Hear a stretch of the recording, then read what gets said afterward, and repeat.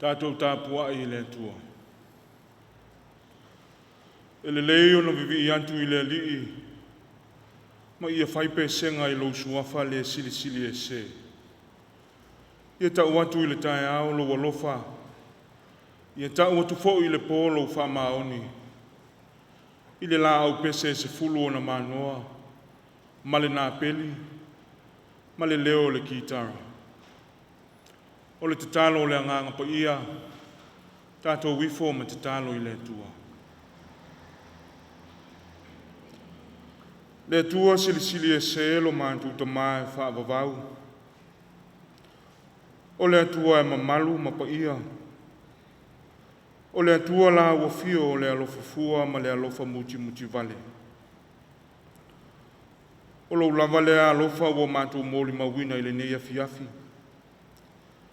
Na ua mapu mai Samoa I fuafuanga ma wha moe moenga. O fe au ma ngā luenga sa fita I tunga I ai.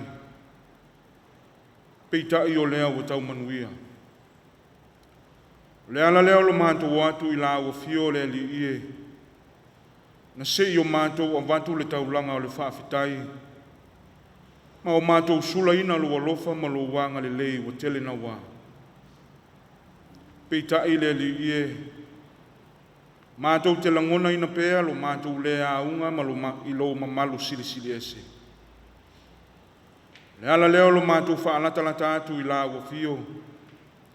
Se ia e a fio mai. A fio mai e ala I lo wanganga pa ia. E te tau to'o lua ina mai a ina o mātou tangata Tapuai. Na ia o mātou whaia ele nei Tapua inga I le moni ma le whamaoni. Ia I watu mea I le whaasiri ina o lo lava vi inga e whaavavau. O mātou te talo, e ala lava I le suafa ma malu I Yesu ke riso lo mātou wali I ma le whaaora. Amen. Le tātou pese atu I le antua I le pese tolu se lau ma le ono. Tolu se lau ma le ono le pese tātou te pese ai.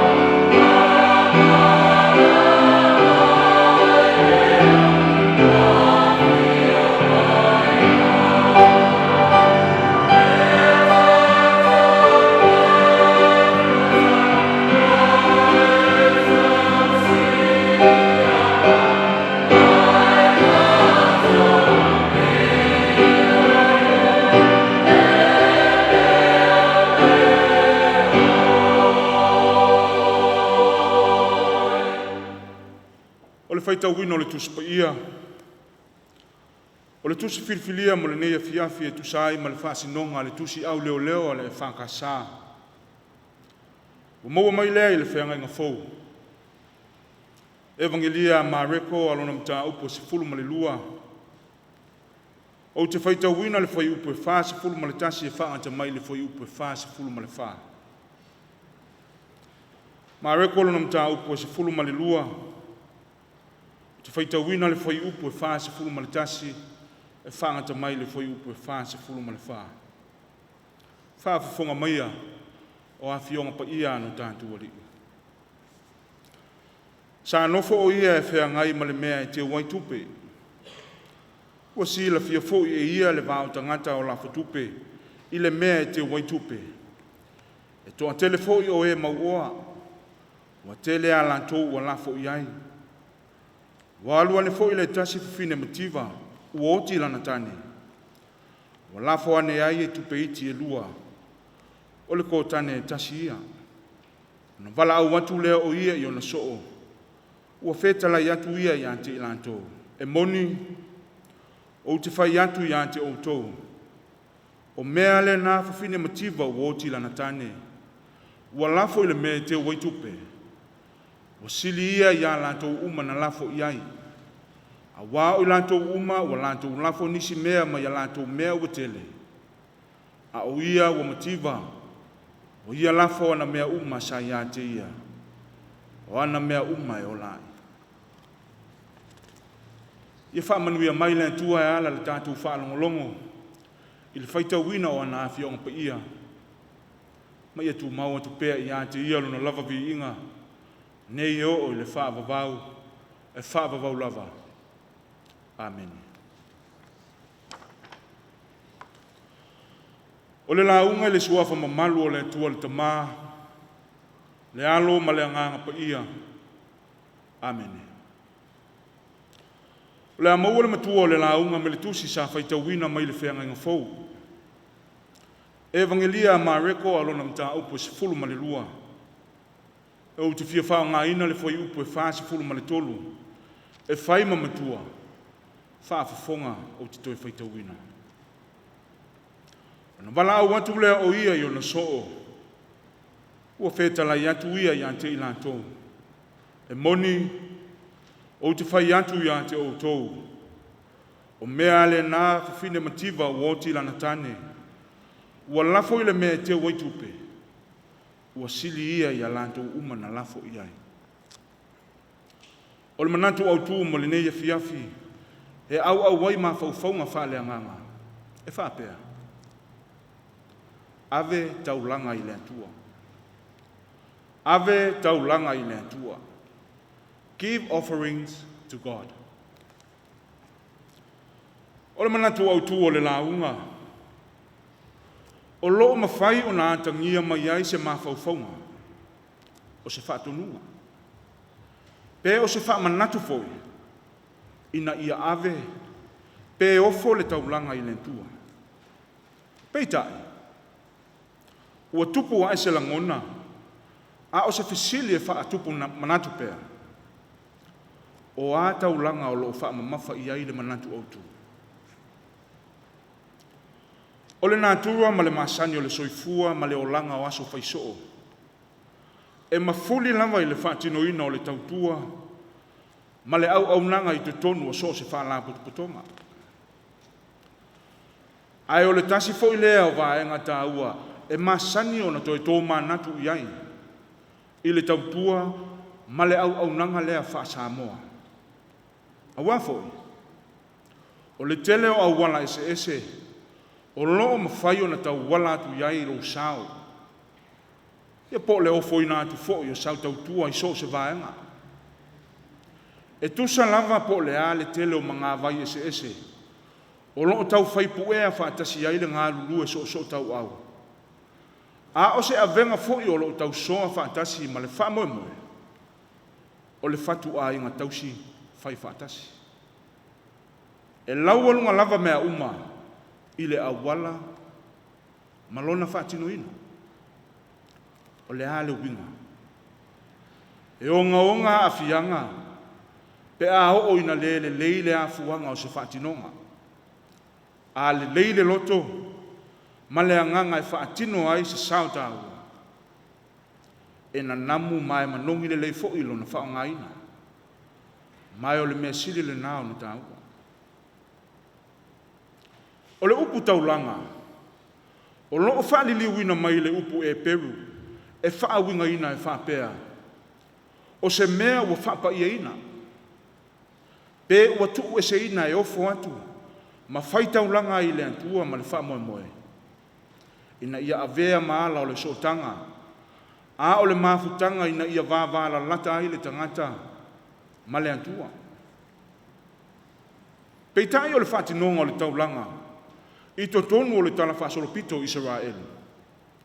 O loo au mai ai, e le na o le malu e whaatino ina ai taulanga.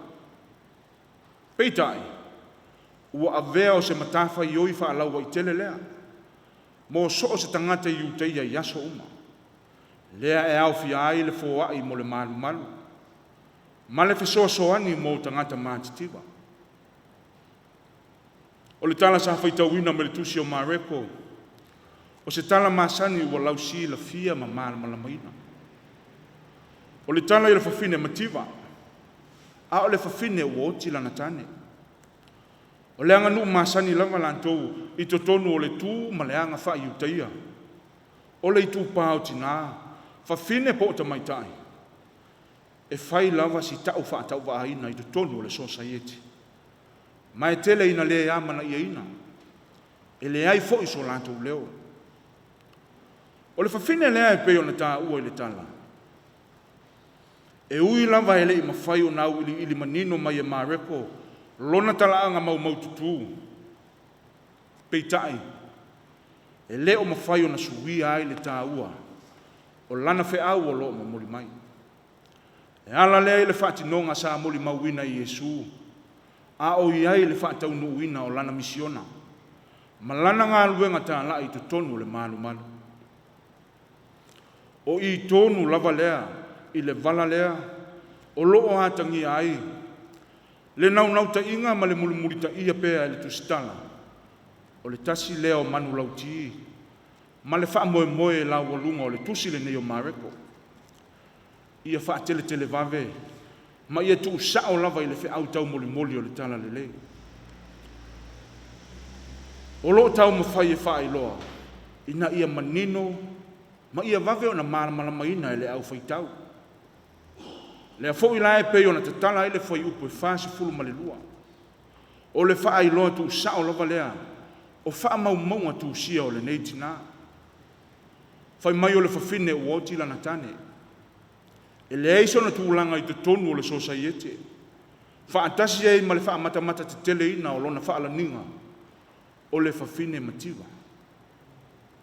O se ata wha atusa lamba o le tangata ua motu ma le taula. A o le wha ilonga o le ai o se wha moe. Le ese esenga o fōringa wa aia e mōli mawina i aso uma. Ma le mātanga o fie o wha manuianga o loo ta awi ma ufi i te tonu o le loto o le antina. Le ata tonu lava lea lea sa mōli mawina i Yesu le malu. Le whaatinonga lea le neitina ina ua ia tu whaafea ngai le soifuanga masani. Ma le nātura whaitaulanga o tangata i uteia. O le alea. O le fōhai le malu. Ma le whesoa soani e ofo mo e mātitiwa. A o le nei wasuia i le fōhai. A le tangata mativa e ofo atua mo le atua. Ma le malu. O le taulanga e a fua ifo i le loto fuatia ifo e le lei. Ma ua whai mapine wha mau o saunoanga i Yesu i ona soo. Lea o loo avea ma tātou matua. O loo whapea mai. E moni. O te whai atu i ate o tou. O mea le nā whawhine mativa o oti lana tane. Ua lafo i le mea te wai tupe. Ua sili ia i alatou umana lafo i ai. O le taulanga ua sili atu nai lo o se vaenga o tupe e tele. Ma le tamao a inga na tuuina. Ma lafo ina e tangata mauoa. A o whaalia o le isi lea nā tua o le antua. E le o le mawalunga. po o le au whainga o se whasilinga, a o le au wala o lo whaatino ai, e le tangata lana fōai. O le mea lava ia mautinoa, e le sa ili mea le antua le tangata, pesu e su e manuia solo, e le ai. O le atua lava ia, o le puna o manuia. Peitai, o I lea o lo ta oto ai le atoanga, ma le wha moe moe o le ngā luenga whaitaulanga. Le fina ngalo feso o tai mai o le atua le tangata, a wā o le upu moni. E sila le atua i le loto e ofo ai le taulanga le tangata. O le nanamu le nama le mātanga o fie o lau foai. E peifoi o na fia sila o le atua le taulanga le tina. E na o le kōtane e tasi. A ua avea maafuanga o le si itia ai o lona tūlanga. O le mativa i le tūwha le tino. A ua whai maa o onga i le tūwha le anganga. O le whaata inga o le taulanga e whai mai le loto fuatia ifo e le lei. Whaatasi ai ma le loto taritonu. O le loto ua whaalango lango. Ma ua tuu taula i le tua. Samoa e malau mai moa whaafafonga Tapuaiga i le nei Afiafi. Ua wha malo le fulau. Malo le ngā lulue. O lea ua wha tau mua awa lo tātou sā fulau le nei tausanga. Ua whe au ma ngā luenga. Ai a lau tau kua whai pēr. O lou sao tā ua i so se au omlanga. O le fesili o lo tu ina mai e wha tuku manatu. O a taulanga. O lo wha mamafa i aile manatu au tu. E tofu lava le tangata malana tali. Peitai o le wha manatu o le tala le lei le nei Afiafi. O le oa, o le tamao a inga. O mea uma o lo i le tangata. O a le antua ia. Peitai, o le a lasa tātou tali antu iai. E lena o mea tātou te ofo, pe avatu e peo tupe ma le oa. O na whaapea lea, o taulanga ia i le antua. O taulanga fo i e au fia ilo taimi. O au whaatinonga i aso uma. O le alofa o le whaapale. O le lima fo ai ma le tele o so se whaatinonga. E au fia ilo soifua ma lo tātou wola. O taulanga uma ia tātou te ave i le antua. Ma ia atangi ai i so se tu. Lo tātou wola ina o lo tātou iloa ina o le antua. O lo o tātou wanga atu le nei masina ma le whai unga o le nei tausanga. I whainga taulanga whai u. O le whea au wha maalosi ma le whea au wha manatu o le tana le lei. O le loto fotia ifo e le lei. O le mea ua e manatu ua sili lea i lo loto. O taulanga tātou te ave. Ma o taulanga nā tātou te ave mo le antua. O le foha i fo le nā e pito sili. O na namu ma fia sila i ai le antua. Ia manu ia tele le alo atu i lau whainga taulanga o le nei masina. O Yesu ke viso lava ia o le whata inga sili o le taulanga na ofo atoa. E ala ilo na soifua o foina. Na sawa ina. Sa wha tauro. Na maliu ana toi tu manu malo mai le oti ma le tu mau. Ma o le wha o le tanga lea ua whai mapine wha mau o lana taulanga. Ina i o tātou maua pēa le ola e wha vavau. I tu mau pēa i le antua lona lava vi inga. Nei o le wha vavau. E wha vavau lava. Amen. La tātou pe pese atu i le antua i le pese se lau lima se fulu ma le valu. Se lau lima se fulu ma le valu le pese tātou te pe pese ai. Yeah.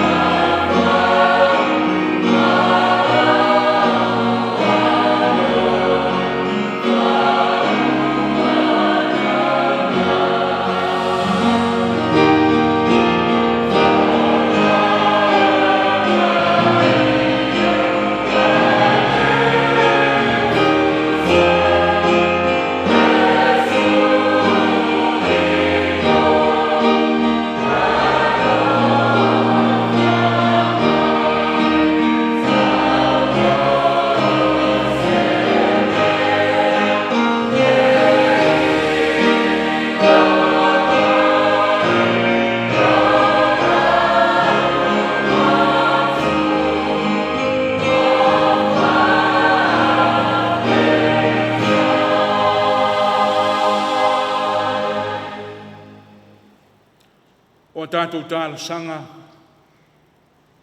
o le tālo o le whaafitai, o le whātoi senga, matui na atu o tātou manao i le tua.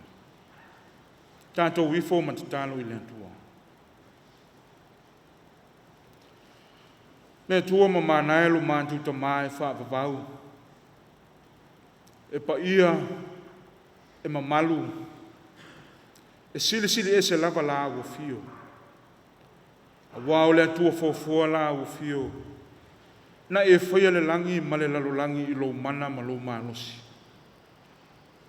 E te pule fo i mea uma na e fofoina e o lava i le tangata. O la o fio le tua alofa ma le alofa muti vale umalava. O lo lava alofa lea o tau manuia ma ua mapu mai ai Samoa i au mga luenga o le nei aso. O malo pule whaafitai le tuai. O wai te le itu au no ina lava i mātou. I au matiu te sa whianga iai le nāwa i aso. Ma le nā masina o tuana i atu. Mātou whaamanuina pēa lo sua whapaia. Wa ua tele lava lo ta mao a inga whaso mai so se ala. O mawhai eo na whaamalia ina o mātou manao. Ai lea ngata i lea. O le ola whaafouina i aso uma. A o awa noa mātou te whatau nui na ai lo mātou wala au ina i so se whaiva. Ua e te tofi i ai lo mātou ola. Whaafitai lea li ie. Wa mātou te talitonu pēa i le whaatuatua. O loo manuia na yo mātou a inga i Samoa ma so se tafa o le nei lalolangi. E ui lava fo i le whaanono manu ai o nisi o a inga. Ona o lau wala au pa ia. Peitai. O loo atangi ai lava le pule ao e le fina wina. O lau a fio o le antua. Whaafitai le antua o na o wafionga pa ia. E whaamanatu pēa ma whaatonu wholau ai lo mātou wola whaale whaatua tua. Pi ia la wafio o na o loa nganga pa ia. O le anganga o loo ia tauto o loa ina pēa i mātou i mea uma mātou te whai. A o le anganga fo ina te whaatupuina lo mātou wola whai taulanga i la wafio. Sili la mātou whaafitai.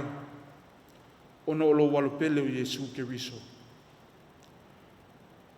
O lona maliu ma lona toi soifua manu malo mai le oti ma le tunga mau. O sauwhanga ai le tangata anga sala i lo malo e whaavavau. Pe a whailea e loto atu le tangata e whaia lo finangalo. I le moni ma le whaamaoni e te tauwai. Tu mau i la o fio le pule au au. O le whaamanu ma le whaanetanga nei o le whaavavau. Ne tua mi o tōnue. O laua fio lava e tonu ma saa o whaamasinonga uma. Ai o le whaalia lava lea o loa lofa mo i mātou. E uina le ato atoa lo mātou wola tau mawhai atu i laua fio. Peitai o lo e alofa ina pēa i mātou i aso uma e lea unoa. O lea i lava sa mātou wa mio o tonu i lau sila whanga pa ia. Wa wana ona o mātou whaitau i awa fiong pa ia. A ua mātou le muri i ai. Wa e wala au ina fo i mātou i tofi ma tiu te ese. A ua mātou le wha maoni e ala i a mātou whaatinonga. Wa tele ina whaia a mātou ngā luenga ma so mātou vi inga. A ua le whaia mo se vi inga o la ua fio. Ua mātou te talo ma le anganga maulalo. O mātou tau tino i la ua fio i mātou lava o tangata anga sala. Whamangalo i mātou. Ono le vai o lo mātou wola whaatua ma whaalangolango atu i la ua fio. Ona o mātou pepese ma tau lo suafa. Ai awhita ia i loa ma whaafita audi o le ola nei. Ona mamulu ngō fie leo lo mātou whaatua. A ua maua i le popole vale. Ma le mautonu. Mātou te talo lava ma le anganga mawalalo le li ie. A vea ia le toto pa ia o Iesu ke riso na whamalingi ina I lunga o le Santa Uro. E whama maina maui ma ngalo ai o mātou se ma anga sala uma. Awa o mai pēr la ua fio. Na I o mātou ilo na sala mō wha maoni. E fulitua I le leanga a ia loto atu I la ua fio. Ia o ina fo I mātou e wha ma ngalo atu I e wanga leanga mai. E pei ona e alofaina I mātou e tu salava po lea. Le antua alo fai, o le antua whaafafonga te tāloe. O lau o fio lava e malia ai o mātou manao. O mātou te talo mo au whaamanuianga. Whaamanuia e se o mātou watunu o Samoa. Ia mūsu ia pē lo wanganga o mātou taitai. Ina ia whaavai la ua fio a lātou whai unga whai. A wale manuia lau tele o si o mātou watunu. Mātou te talo ma manatua. Le lalolangi vevesi. Le mawhati ai o tangata o no taua ma whewai inga. O malafa le nātura. O whaama I pepesi. Ua whanau le tele o le soifua. Wa mātou te talo lava. O lou lava alofa tu noa e mauailo mātou māpusanga. Se ia e la vea ai I e o mawhatia. Whamanuia la ua fio I lau e kālesia ma na fuafua ngā lualu mamao. A wale lumana I manuia o lau ngā luenga. Fua I pēle fia ma le oli I o tangata lotu. Ma ia e whamanuia I lo lātou soifua whaitaulanga I la ua fio I so seala. Ma ia vi ia ai la ua fio e lea unoa. O mātou te talo ia le li ie. Whaatasi ei ma te talo le leo I le loto le tangata lava ia. Ia whaia pēr I ai lo fina ngalo. Ai aua lava no so mātou whata wānau. A o le manuia ma le file mua la ua fio le antua le tamā. Le alofa sirisiri ese o Iesu ke riso o lo mātou wali I ma le whaola. I le ma le mafutanga whai pēr ma la ua fio a nganga pa I ai. Ia tu mau mai lea I lunga o Samoa ma le larolangi atoa. Nei maso umai o I le whaavavau e whaavavau lava. Amen.